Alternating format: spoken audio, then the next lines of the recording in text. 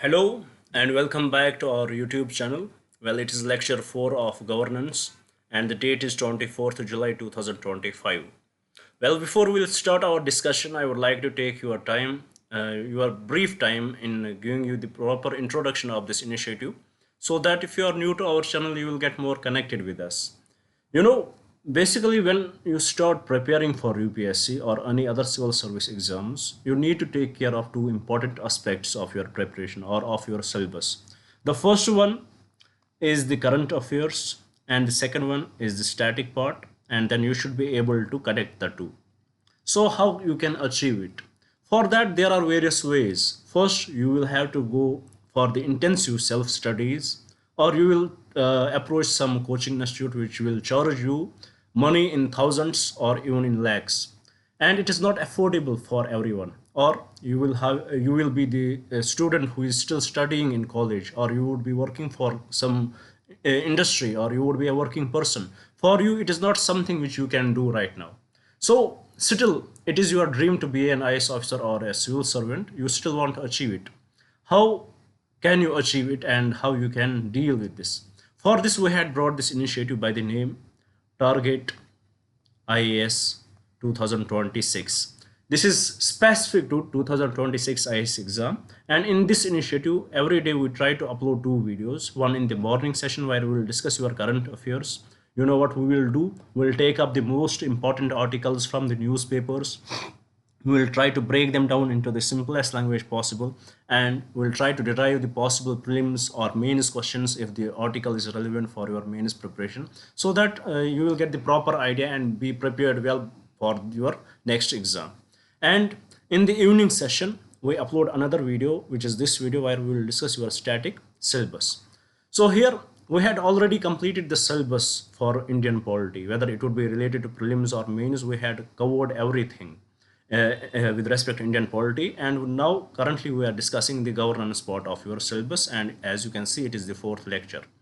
You know, one more thing I would want to mention here, that as these lectures should be enough for your preparation, but at the same time you would want something to read from. You cannot remember everything, or while I am teaching you I may miss some points. So for that, what is the option for you? Either you will go for the conventional books, invest your money in that and get the books, or what you can do, we are preparing notes for you guys, and these notes are very much differently written, and as I can say that these are specific to 2026 2027 we can add.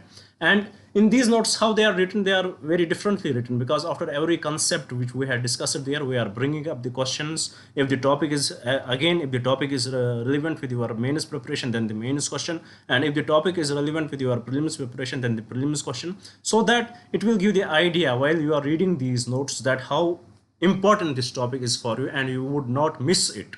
That is the whole concept of writing these notes. And if you want to get access to it, it is totally up to your discretion.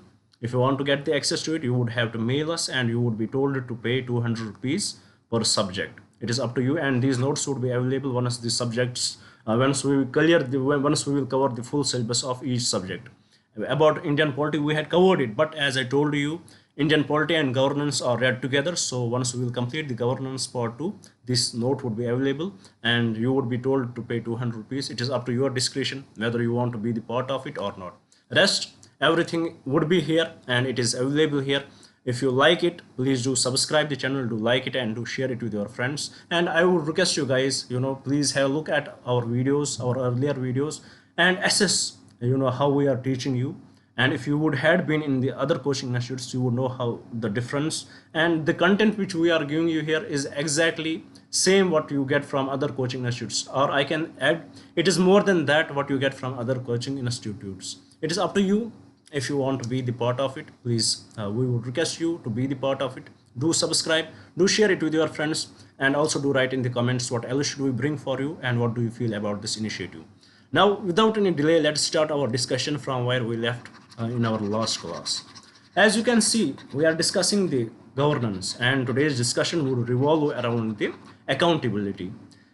What we discussed so far, first in our first classes we discussed what governance is. We saw its approach, we saw its domain. Is it specific to the government offices, or it goes beyond that? We discussed that. Then we saw how different institutes define the governance. We saw the definition of World Bank, we saw the definition of the United Nations Development Program, and also we discussed it with respect to various thinkers, what they feel about the governance. Especially we discussed about the Amartya Sen, how he connects governance with the famine. And after that, we saw that there are various aspects to the governance. First, we discussed there is it should be transparency should be there, and with respect to transparency, we discussed various aspects. What is the need of transparency? How it makes the governance the better governance if it is properly implemented, and in India, how we had tried to implement it. We have Right to Information Act, the best possible way in which we can ensure there is there is transferability, there is transparency in the nation, the Right to Information Act. Then we discussed what are the provisions of Right to Information Act, what are the some of the drawbacks of the Right to Information Act, and then we saw that what is the approach of judiciary. We also discussed how judiciary has in a way diluted the Right to Information Act. Then we saw that there is something called the Official Secrets Act, and we discussed how they overlap sometimes, the Right to Information and Official Secrets Act. We discussed the provisions of that, and eventually we reached to the point where we discussed the Whistleblowers Protection Act, and eventually we completed our discussion in our last class. Now today the discussion would revolve around the accountability. What is accountability? In simpler terms, it is the answerability of the public offices, or the answerability of the offices, how answerable they are, what answers they give to you. If they are not doing good work, there are punishments for that. It keeps a check on the public office. In simpler terms, what is accountability? It is the answerability. Public officials, they should be answerable at their actions. There is a need, they should be blamed if they are not doing well. If they are not answering, there should be the question. If they are not doing their work, there should be the questions for that, why they are not doing their work. Or if they had done any work in a way, then there should be the question. They should be answerable for that, why they had done any work in that way. So with respect to that, there should be the system in which they can be punished if they are not doing their work properly. There should be the punishment, and this punishment should be so, it should be there in a way that it would, create a deterrence for the other officials. So this is the whole concept of accountability. In accountability, what our focus would be today for today's discussion, it would be the Lokpal and Lokyuktas. This would be the major focus of today's discussion. Let's build our discussion. Suppose there are two persons. One is person A and the another person is person B. This person B, he is a clerk in any government office, and this person A, he has some work to do with him, and he approaches this clerk. He says him that, sir, I have some work, please do sign these documents or do release our funds. But this clerk is not doing his work properly. He is asking for the bribe. He is asking for the bribe. Now, what are the options available to the person A?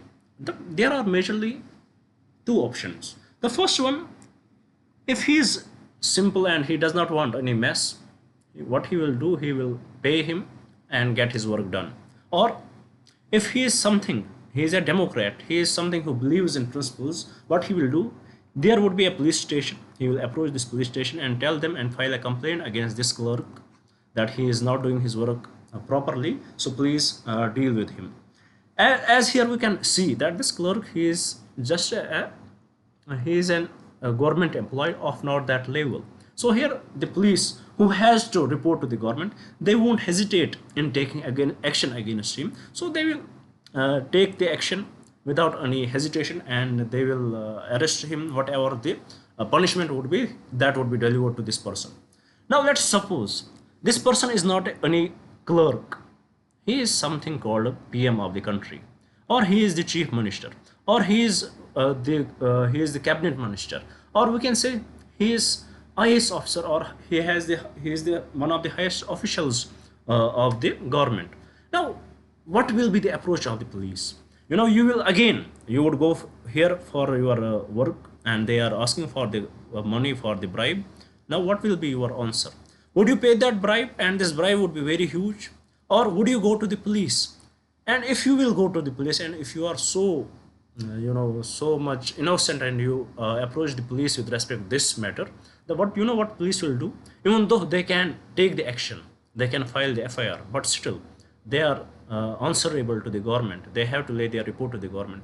Usually they will not do, because there is no trust. As it is said, justice should not only happen, it should seem to happen. So even though they are working according to their law, according to the laws, according to the provisions, but still there would be this doubt that police has not worked properly, because they have to report to the government. And also, who knows, this policeman, what he will do, this police official, he will arrest you, that why you are complaining against him, or he will beat you. There is no accountability with respect to this. So in this regard, we need to have their accountability.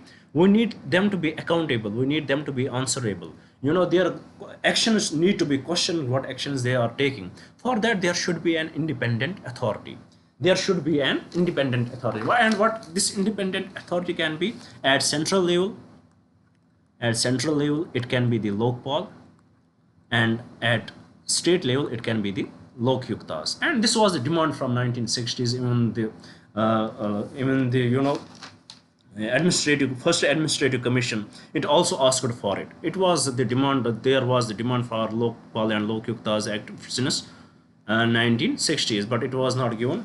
It was this demand was not fulfilled. Why? Because it is believed that the politicians, they don't like to be questioned, and they were the ones who were governing. They were the ones who were at the highest posts, and they knew that if they are going to create such office which will question them, it means that they have to share their power, and they are liable to the question. They are liable to such prosecutions. So what they do, they did not create it, and eventually it got created in 2013. We will reach to it, but first we will look at how this, even though we need this Lokpal, but it should act independent. It should act independently. Their salaries should be charged from the Consolidated Fund of India. Their term should be limited. It should be confined by the law. It should not be on the mercy of the president. Their appointment, it should not be dependent on the legislatures or parliamentarians. So this office should be very much independent. And once, for example, you are filing the complaint, now they have to investigate it. They should not ask for the investigation from the outer house. They should not consult police for the investigation, or the CBI. They should have their own investigation wing. So this is one of the demand. And also, now there is a need for the prosecution. They should not depend on the government departments, or the or the government lawyers, advocates. They should have their own prosecution wing for that. So these are some important features which the Lokpal should have. And eventually, this was, as I told you, that this was the demand of the people. This was the demand of the social services. This was the demand of the NGOs, that there should be this Lokpal. And eventually, till 2011, it is when the Anna Hazare, he wrote letter to the Manmohan Singh that please create this office. Manmohan Singh replied, but it was not created. And eventually, what it led to? It led to the mass protest against the corruption. It led to the mass protest against the corruption. And Anna Hazare decided that he would fast till death.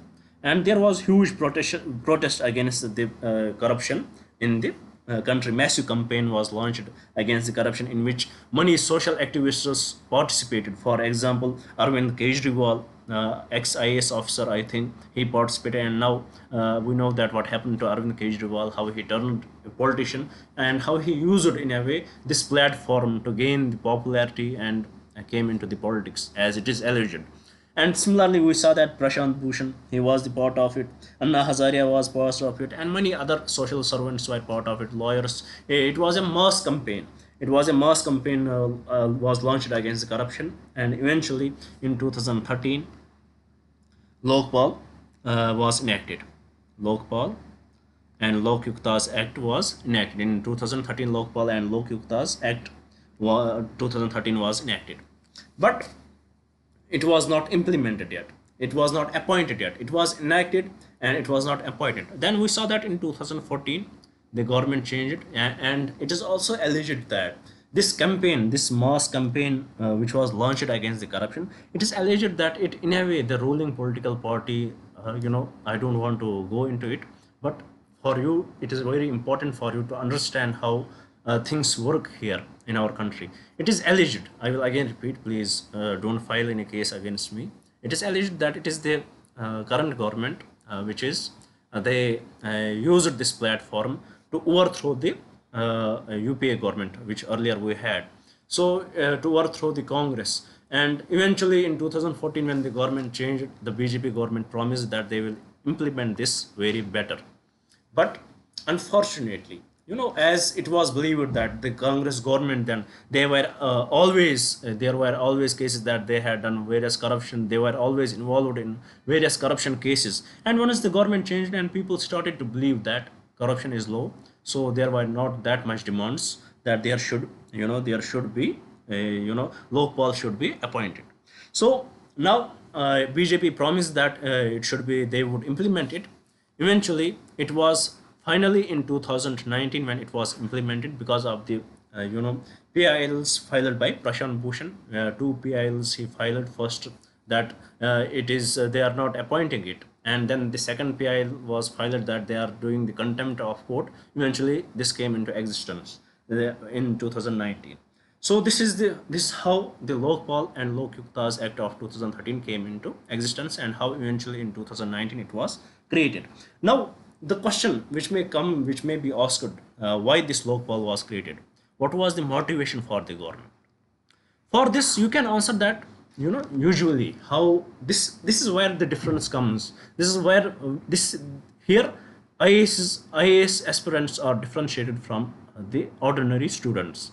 This question may be asked that why was, if anybody will ask you a question on the official grounds, why was this Lokpal created? What would be your answer? We can't say that it was Anna Hazare's led mass campaign against the corruption. This can be the answer. You have to answer it in a very better way, in a very best way. For that, they get motivation from Article 253 of Indian Constitution. I will just say what does the Article 253 of Indian Constitution says.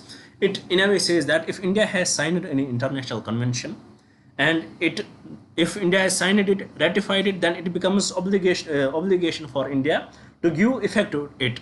And how India can give effect to such a convention? They have to form the laws with respect to that, and this authority is given to the Parliament of India, and this is the Parliament of India which can frame the laws, even if the subject is the state subject. That solves your issue, that even though the Lokyuktas, it is something related to states, how there is a well defined federalism in our country, but how the center can make the laws for them, this is they get inspiration from Article 253, where India has signed any convention, and then it becomes the obligation for India to give effect to it, and for that law passed by the Parliament is enough to give effect to that that convention, and this law can be passed even if the item is in this state list, even if the item is in the state list of the 7th schedule, which we had discussed in a very detailed way when we discussed Indian polity. Now, what are the other, why it was passed? It is where from it gets motivation. Why it was passed? First, the Constitution of India. First motivation. If you will have to write the answer, please write it in a way. The first why it was created is the Constitution of India has established a democratic republic to ensure justice for all. Justice for all.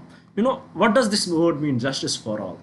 It is not giving justice to everybody. It is not always a positive thing. It is not associated with positiveness always. For example, justice is not something giving economic justice or social justice or political justice, making everybody equal. But at the same time, when you are punishing, everybody should be punished equally, whether he is the PM, whether he is the CM, whatever he is, whatever office he holds, irrespective of that, they should be punished equally. So this is the first motivation where from we get it, and what led to the creation of the Lokpal and Lokyuktas.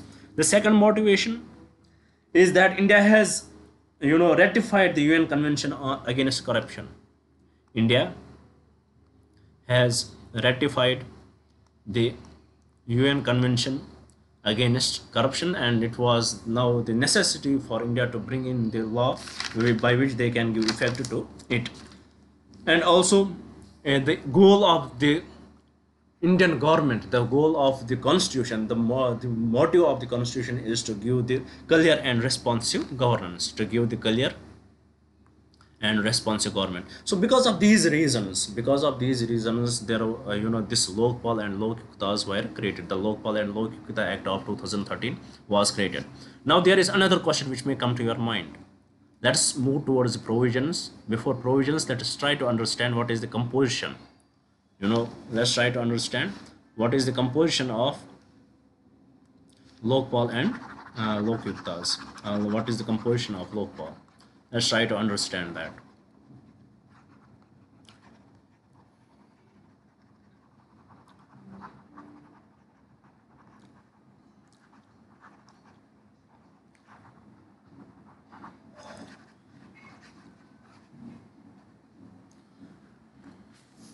Why we are discussing Lokpal? Again, it is the way in which we can make these higher offices accountable for their actions. The topic is accountability, and please keep this in the mind. Whenever there would always be a heading, and with that you have to connect it. So what is the composition of the Lokpal? First, chairperson. Who is the chairman? Who should be the chairperson? First, who is Chief Justice of India or has been the Chief Justice of India? Then, who is the judge of the Supreme Court or has been the judge of the Supreme Court? Who is judge of the Supreme Court or has been the judge of the Supreme Court? Or any eminent person, This person would be the chairman. So what would be the qualification? Who would be the chairperson? Well, first we are discussing the composition. In the composition we are discussing, first there would be a chairman. Who would be the chairman? He would be he might be the Chief Justice of India, or he has been the Chief Justice of India or the retired Chief Justice of India. He is the judge of the Supreme Court or the retired judge of the Supreme Court or an eminent person. Then it goes further. It should have 8 members. It should have 8 members. How many members it should have? 8. In these 8 members, 4 should be judicial and 4 should be non-judicial members. 4 should be non-judicial members. And who are those non-judicial members? Who have the experience in administration, banking, corruption, all that stuff, who has experience, and this experience should go beyond 25 or beyond 25 years. They can be these 4 non-judicial members, and there should be well representation of SCs, STs and OBCs. This should be taken care of, and minorities to representation of SCs, STs, OBCs and minorities. And for the 4 judicial members, who would be these judicial members? It would be the judge or the retired judge of Supreme Court, or it would be the current Chief Justice of High Court or the retired Chief Justice of High Court. So this would be the composition. This would be the composition. The chairman. First, it will have the chairman, and it will have the 8 members. 4 would be judicial members, and the judicial members would be the judge or the retired judge of Supreme Court, or the current Chief Justice of High Court, or the retired judge of High Court. And there would be non-judicial members. These would be 4. They should have the experience of 25 years or beyond in administration, banking, and various other subjects. So, and there should be the representation of SCs, STs, OBCs, and minorities. Not less than 50% should be from these areas. Now, who cannot be the chairman or the member of the SC? Now the another question is, who cannot be the chairman or the member of the Lokpal? First we will see what are the exclusions to the Lokpal and Lokyuktas. Let's try to understand that. Let's try to find out who cannot be the member, who cannot be the chairman or the or the member of the Lokpal. Let me write these. First, any legislature If you are in legislature, you are the MP, you are the MLA, you are MLC, or you are even in the local body, you are in the panchayat, even in the local body you cannot, if then you cannot be the member of the Lokpal or Lokyuktas. Then second, if you are convicted of any offense of moral turpitude, then you cannot be the, for example, you were convicted of corruption or any others or sexual assault, then you cannot be the member, you cannot be either chairman or member of the Lokpal. Or you are less than 45 years, or you are less than 45 years, less than 45 years. Here I would write moral turpitude, and here a legislature. Or you are less than 45 years, then you cannot be the member or the chairman of the Lokpal. Or you are a person who was removed from the services, a person removed from services because of any reason, and then you cannot be the member of the Lokpal. Or you are not part of not part of any profession given in the appointment, the professions like banking, as we discussed, you are not part of those professions, then you cannot be the part of it. Or you are not holding, you are holding an office of the profit, any office of the profit, then you cannot be the part of it. Or you are holding any business, then you cannot be part of it. So these are some exceptions, these are some limitations, that if you are holding these things, or you are in any part of it, you are in legislature, you are convicted of any offense or moral turpitude, or you are less than 45 years, you are a person removed from the services, you are holding an office of profit, you are not a part of any profession which is given there, or you are holding any business, then you cannot be the chairman or the member of the Lokpal. Now let's see how are the members appointed. How are members appointed? For that, we should understand that first of all, they are appointed by the president. Is it the satisfaction, is it the personal satisfaction of the president? No. For that, the committee would recommend. And what will this committee consist of? First, the committee will consist of PM as chairman. Then second, it would consist of Speaker of the House, Lok Sabha, Speaker of Lok Sabha. Then third, leader of opposition in Lok Sabha. And then the fourth, it would be the Chief Justice of India. Fourth, it would be the Chief Justice of India or any judge nominated by him.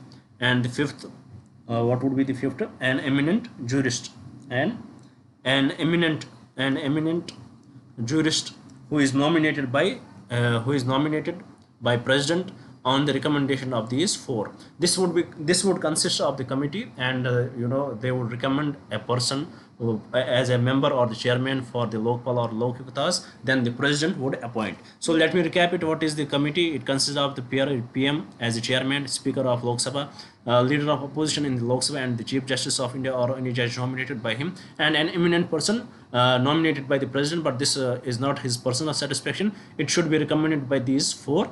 This eminent person should be recommended by these four, and then they can appoint the persons. Now, what is the term of office for the chairman and the members? The term of office is 5 years, or till the age of 70 years, whichever is earlier. This would be the term of office. And how they can get away from the office? Either they can resign to the authority whom they had appointed, or they can be removed from the office. They can also be removed from the office. They can either resign or can be removed from the office. Now, with respect to the removal from the office, there are two different criteria to remove. If we will broadly describe those two criteria.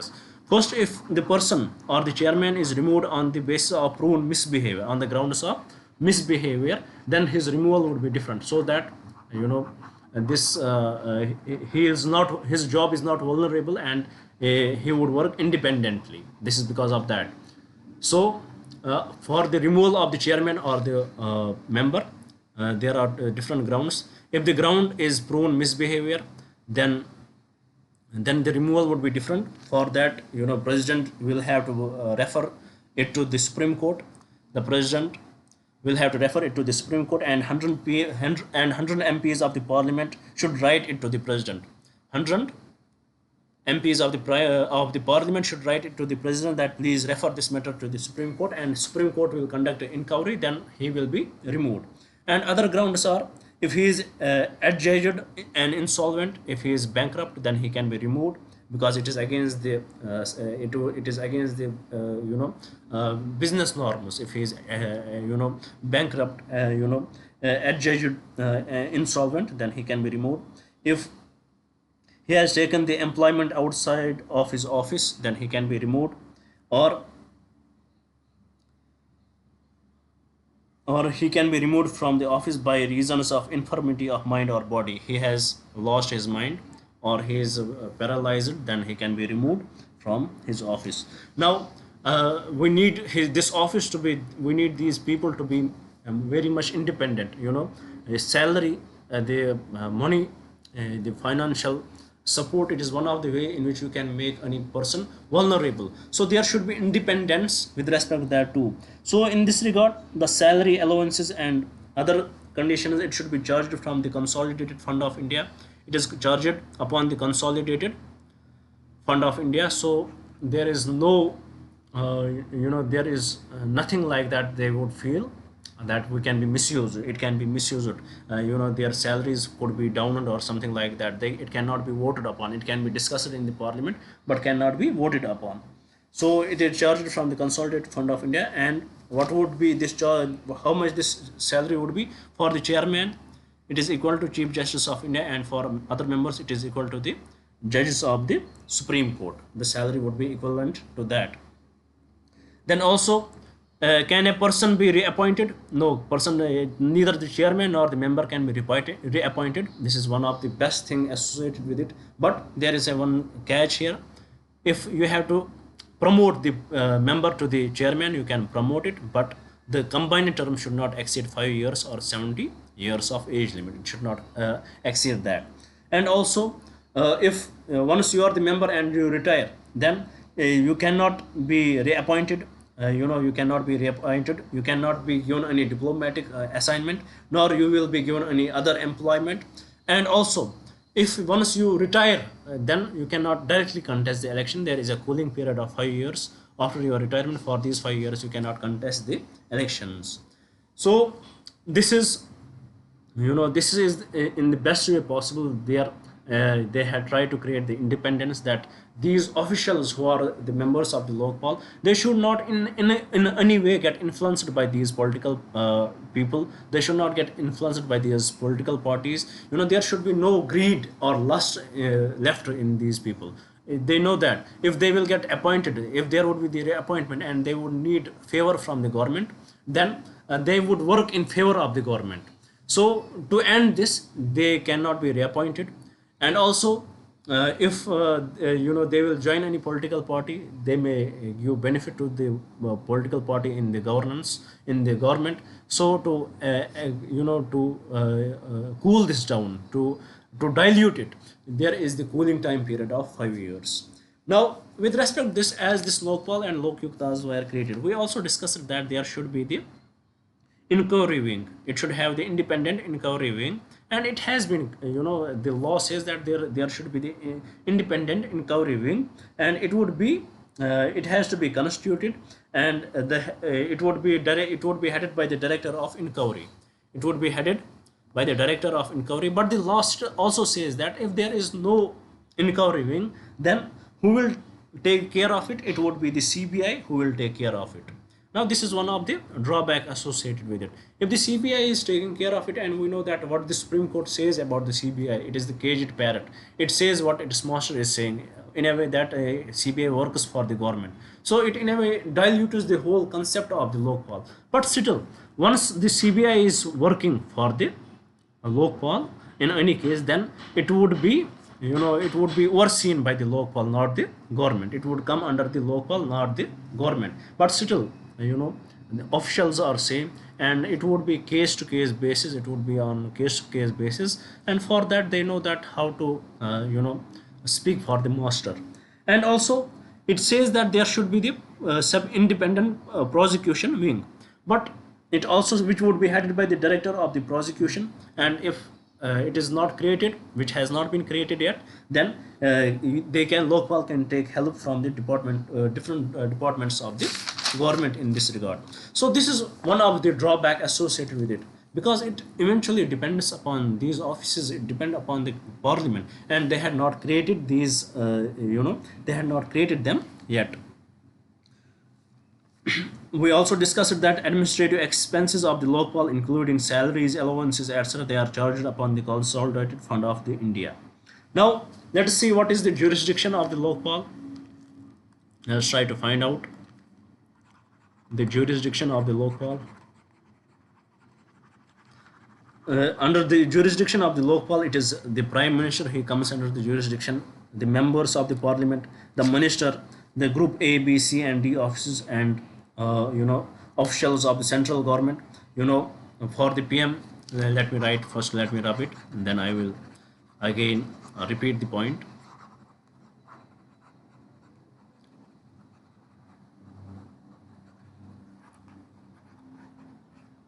Now we had reached to the point where we are discussing the jurisdiction of Lokpal. What we are discussing jurisdiction of Lokpal, it is the PM, it is the ministers, it is the members, MPs, it is MLCs, and they will come under the Lokyuktas. Then it is Group A, B, C, and D officials and officials of central government. Group A, B, C, and D officials and officials of central government. And also for the PM, there are certain exceptions.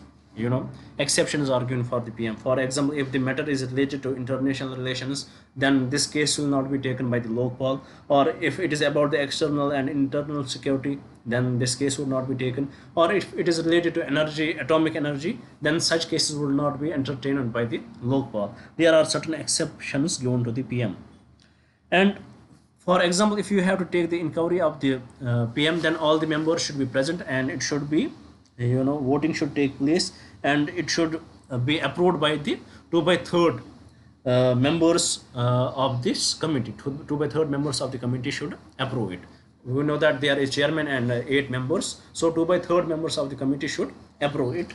Then only there would be inquiry against the PM. And what is the exception? One of the major exception is Article 105 of the Indian Constitution, which says that, which is about the members of the Parliament. Actually it takes the cases related to members of the Parliament, but for the members of the Parliament there is one exception, which is Article 105, about if a member of a Parliament, he can say anything, whatever he wants to say in the Parliament. He can vote in any way, and he cannot be questioned, though they cannot be questioned in any court. And similarly in Lokpal too. Then they can take the services of the CBI. We discussed that. And for every case, or for cases, the Lokpal will have to create the special courts. Once the inquiry is done, there would be special courts. Special courts will be created once the inquiry is done. And these special courts, they will have to answer them. They will have to reach to the decision within 1 year. Ensure every trial to be completed in 1 year. These special courts will have to ensure every trial to be completed in 1 year. They have to ensure that every trial to be completed in 1 year from the date the case was filed in the Lokpal. And also we have the declaration of assets in the as we know that transparency is the key. It was once you are recruited as the public official, as soon as you are recruited, you have to declare the assets of the of yourself, of your spouses, if the children's, or if wherever you have invested, you have partners, then you have to declare the assets. But this provision, it was diluted in 2016, where you will not have to, earlier you have to declare assets on the website. Now this you will be declaring assets as the central government will prescribe, where you have to declare it. And it was finally given that you should declare it to your superiors. In front of them you should declare these assets. And what cases can be entertained. For example, if there is a case which was against a PM or any member of the parliament, it was allegations are in the year of 1970s or 80s. Can we take such cases in local? No. The time period is 7 years. Within 7 years, if such case is taken, then that case can be entertained. So this is the Lokpal. These are the key provisions which we discussed. This is the composition and everything what can be relevant for your prelims preparation. Now let's move to the another part of our discussion where we will analyze this Lokpal, whether it has been the successful or it has been the failure. Let's try to understand that, how it is successful and how it is failure, and then we will conclude our discussion, because today's discussion, it won't last. It is not that we have to discuss so much in it. So let us see, let us analyze it. Let's analyze it. This Lokpal, it was after the massive campaign against the corruption. Eventually it was created in 2013. This law was passed. This Lokpal and Lokyukta's Act was passed in 2000. Lokpal and Lokyukta's Act was passed in 2013, and it was supposed that within few time, now it should be created. Lokpal and Lokyuktas would be appointed, but unfortunately till 2019 it was not created. From 2013 to 2019 it was not created. What is the reason for that? As I told you that it is very much inherent in the politicians. They don't want to be questioned. They don't want to be to answer the questions. So they don't like it. And these politicians, they have this kind of consensus that we should not declare our assets. There should not be such authority. Even though as it is alleged that the current government benefited from it, but still, from the protest against the corruption, the current government was the one which benefited from it. But still, they were also hesitant in bringing it. And eventually, how it came, it was the Prashant Bhushan who went to the Supreme Court. Prashant Bhushan went to the Supreme Court and said that, sir, we had Lokpal and Lokyukta's Act, but Lokpal has not been created yet. The Supreme Court asked the government, why you had not created Lokpal? The government said that, sir, we had just conducted the election and Congress had lost very badly. And for the creation of the Lokpal, we need the president needs the recommendation of whom? From the composition, from the selection committee. But in this selection committee, there is one term called leader of opposition. Right now we don't have the leader of opposition. How we can create the Lokpal? The Supreme Court said that if there is no leader of opposition, no problem. Then take the leader from the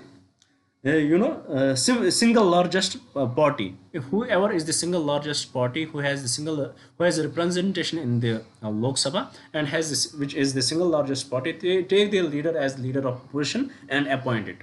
And this was a decision of the Supreme Court. The government said, okay, we are going to appoint, but still they are not creating it. And eventually in 2004, eventually what happened, that Prashant Bhushan, he again went to the Supreme Court and said that, sir, I have a question here. You told the government that you have to create the Lokpal.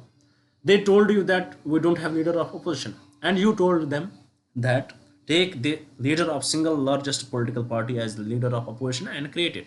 They said, okay, we are going to create it, but they had not created it. So they are contempting the court. It comes under the civil contemption. They are contempting the court order. This is a contempt of court. So please order them to do it. And finally, the Supreme Court ordered them that please do it. And eventually, they invited the leader of opposition, which was Malik Arjun Kharge, who was told that please come in and participate in the special in this as the special entity.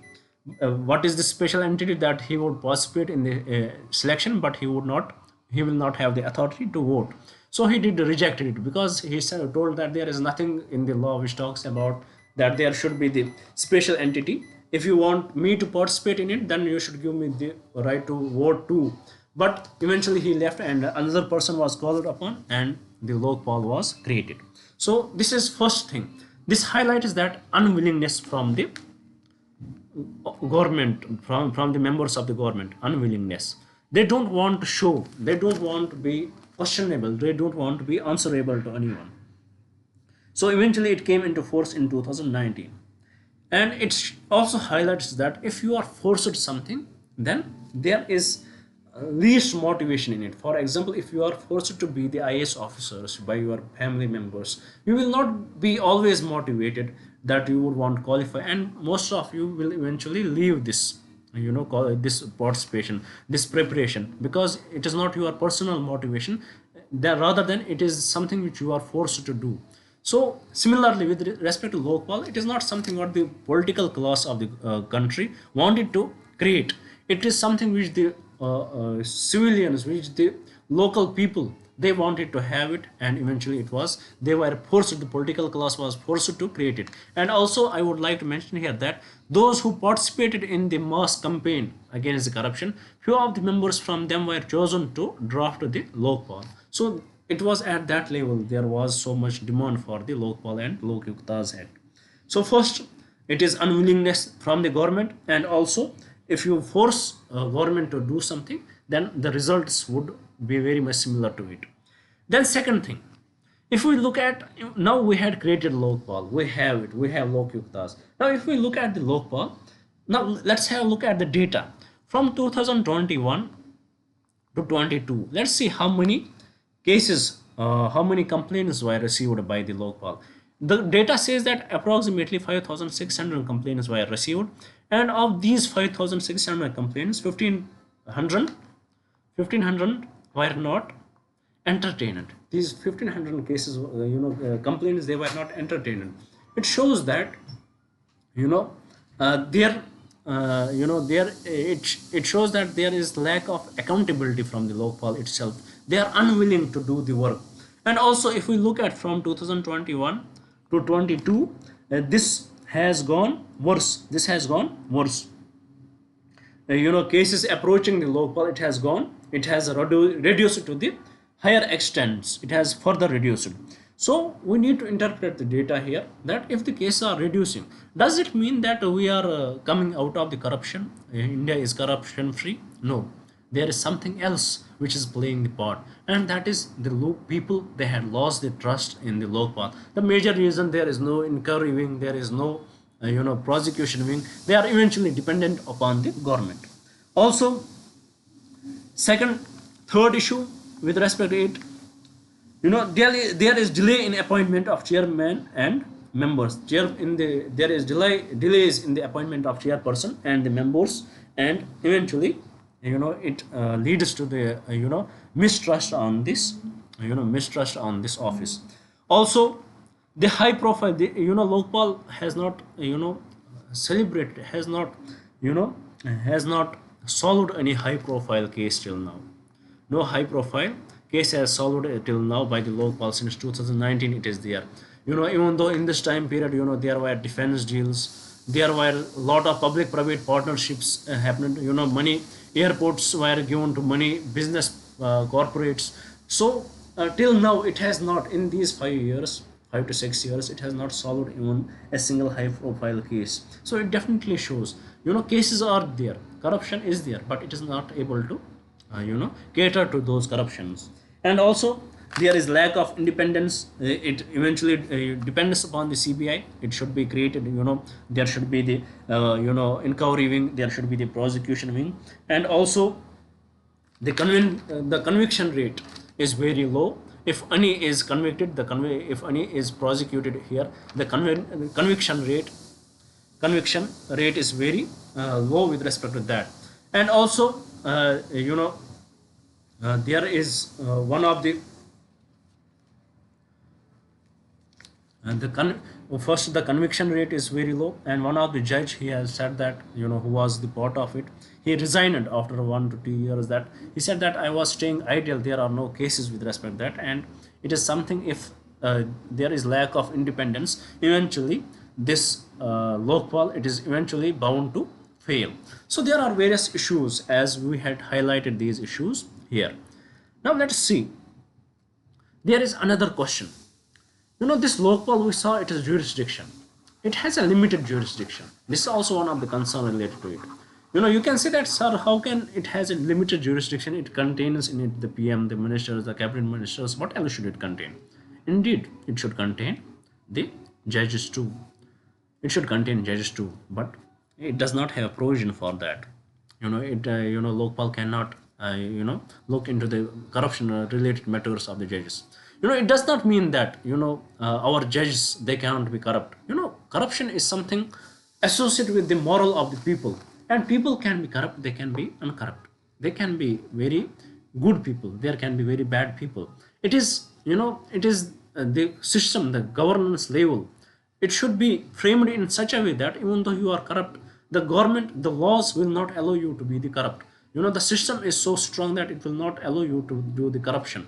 So corruption is there. The corruption is there even in the judiciary. There are certain judges who had told about the judiciary that it is not my personal opinion, but it is judges. They have told that even the judges are corrupt. One of the judge said that, I guess his name is let me remember what his name is.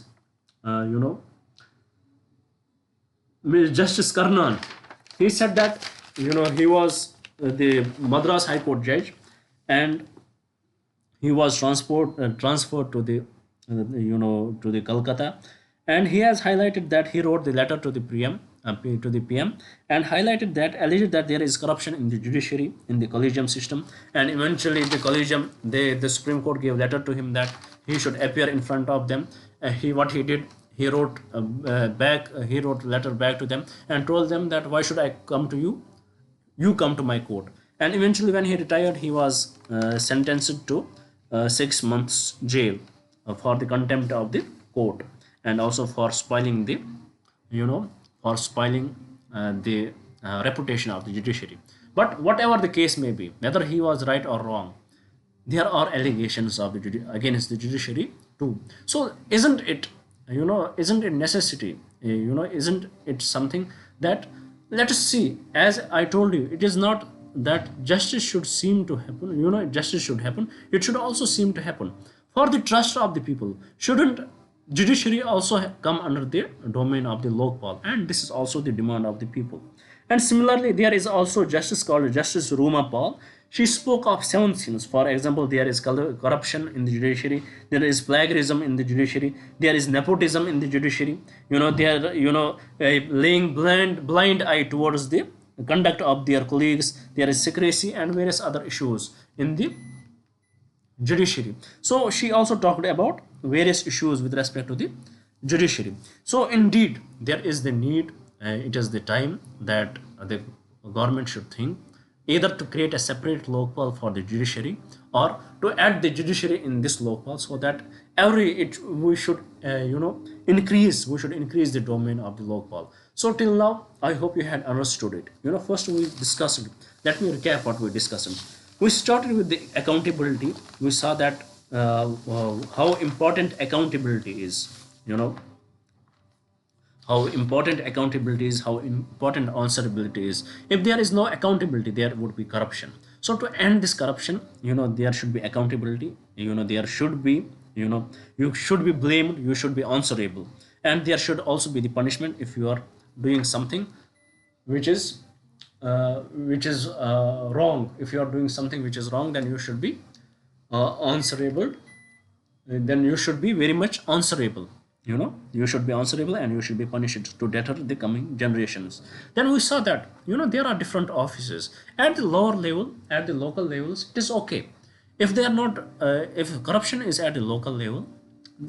What I am saying, that if the corruption is at the lower public offices, then you can go to the police, and we expect that police will do will act very rationally. But still, if the case is against the higher officials, for example PM or the ABCD offices under the central government, or the CMs, or whatever they may be, then we cannot expect them, there would always remain the doubts that police would be very much rational in that.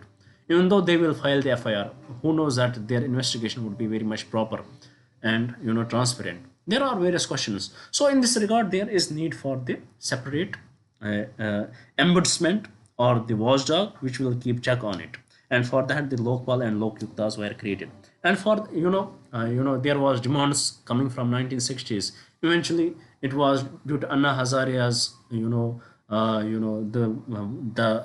protests he led for the against the mass protests against corruption, and Arvind Kejriwal, Prashant Bhushan, various people participated in it, and eventually government was forced to bring in the Lokpal and Lokyuktas. Then we discussed the provisions of Lokpal and Lokyuktas, and we saw that there are various drawbacks related to Lokpal and Lokyuktas, and we eventually understood that what are the reasons for these, why there are so many low cases, why people are losing interest in it. We saw that when you force government to do something, the results are bound to fail. First of all, the law itself says that if there is no inquiry wing or the prosecution wing, then they would depend upon the government or the CBI. So it eventually, it dilutes the independence, and also the jurisdiction of the Lokpal. It is very much limited. It is always blamed that it is always said that it should have an increased jurisdiction. It is jurisdiction should increase to the judiciary too, because there are cases with respect to judiciary that different people had highlighted that there is corruption in the judiciary. Even the case with respect to the Justice Yadav, what happened to him? I guess Justice Yadav is his name, who was the Delhi High Court judge, whose house, whose property got fire, and huge amount of cash was recovered there, and eventually he was transferred to Allahabad court, and now the parliament are deciding to remove him. They are raising this, they started to develop this consensus with respect to that. So corruption is always there, and why there is corruption, it is not something the judiciary has to do, or we don't have the laws. It is the moral moral understanding of the people. People can be corrupt and not. So for the system, what is the ability of the system? If the system has created the door for the corruption, if in any country the corruption is at the levels of millions and billions, then we say that for that country it is the corrupt, the system is corrupt. And for if any country, if the corruption levels have decreased, it is, you would rarely hear any case of any corruption. And even if you hear the case of corruption, but you will see that only there was the corruption of thousands of rupees or lakhs of rupees, then we can say that we are on the right track. So with respect to that, there is also a need to keep check on the judiciary. We had discussed what Madras High Court judge told about the judiciary. He wrote letter to the PM, and eventually he was sentenced to 6 months jail. Then also we discussed about the Justice Roma Paul after her retirement. She talked about the seven sins in the judiciary. For example, there is corruption. She highlighted it. There is plagiarism, that the judges are not doing their work by their own. They have the written judgments and they are just framing them. She also talked about the nepotism, that if you are the Chief Justice of India, then your son would be the Chief Justice of India. She talked about this issue also. She also talked about how the judges lay blind eyes to their colleagues for their actions, how there is no secrecy, there is huge secrecy. And she also talked about the arrogance of these judges. So various issues were highlighted. So with this, we completed the Lokpal. Now what about the Lokyuktas? They are to be created by those states who don't have the Lokyuktas. It was the Maharashtra in 1976, I guess. They had created the Lokyuktas. Basically, they already have the Lokyuktas, and they had created it. And the best Lokyukta till date we had for the state of Karnataka. Till 2011 especially, they had the best Lokyukta, state of Karnataka. And they had the Justice Santosh Hegde was there. Because of him, he was very much very best judge, and because of him, the belief in accountability, transparency, Karnataka was one of the best Lokyukta in our country. So with respect to this, we have the Karnataka's Lokyukta case with respect to the Mysore Urban Development Authority. We have this little case which was in the news, Mysore Urban Development Authority. With respect to Lokyuktas, you just have to read those Lokyuktas which are in the news. You cannot read every Lokyukta. You cannot go through every Lokyukta. So only read those whatever cases are in the news. That should be enough for you. So this Mysore Urban Development Authority was in news because they had illegally acquired land, and this land belonged to different people, and they approached the court, and they saw that. And this Mysore Muda, I would write it Muda Urban Development Authority, they decided that they had developed this land. Now they will give 50% to the people to whom this land belonged. And here came the case with respect to the wife of the CM of the Karnataka, and she had acquired the land one of under the Muda, the land developed by the Muda, and she had got the property 50% of that. So eventually there were three anti-corruption activists who approached the governor that please give them the permission to investigate, to let the Lokyukta investigate in this matter. So why do they need the permission of the governor? For that, we have to understand the amendment to the Prevention of Corruption Act of 1988. Amendment to the Prevention of Corruption Act of 1988. This was amended, and section 17A was added, and the whole reason for the creation of the section 17A was that these public authorities, they have to do lots of work, and they can be under the radar of many people, and many false complaints can be mentioned against, can be created against them, and eventually if we will entertain every complaint, then they will be derailed from their work, and they will have to just answer these complaints. So for that, the safeguard was created for them, who should be able to file the complaint, and if you are employed by the center or the state, and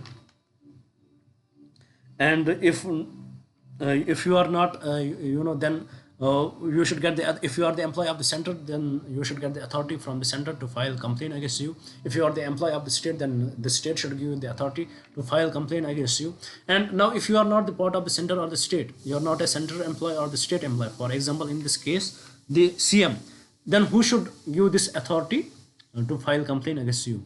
Then it was the governor, because it is the governor who appoints the CM.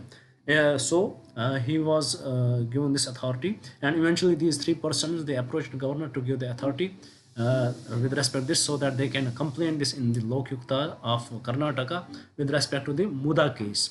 Eventually the governor gave approval, and the CM, he did not like it. He went to the court, to the High Court of the Karnataka, and he asked the court three questions. First question, he said that this complaint is filed by these three private persons, and they don't belong to the public offices. Can they file the complaint? The court said that 100% they can file the complaint. There is no issue with that. Then the CM said that the Council of Ministers had advised the governor to not entertain this complaint. Why did governor entertain this complaint? To this, the court replied that indeed the governor has to obey you, but in some extraordinary circumstances, governor has the authority to work in his discretion, and this is what he does. And then the third case, when this case when this Muda, when this land was acquired by the Muda in 2004, at that time I was not part of the government, I was not the CM. Why this case against me? To this, the court said that it's okay if you are not the part of, you are not the CM, but still you are the deputy CM, and still if you are not even the deputy CM, this can be taken against you, because you have the authority to to pressurize them. You have the authority to influence them. Your decision could influence them. So there is no wrong in taking this case in the Lokyuktas. Now this case is in Lokyukta. Let us see what will happen with respect to this. Till now, this is what you have to, and you need to know about it. The Lokyukta of Karnataka is in news. Please read about it, and I will also write in the notes. And this much should be enough for you.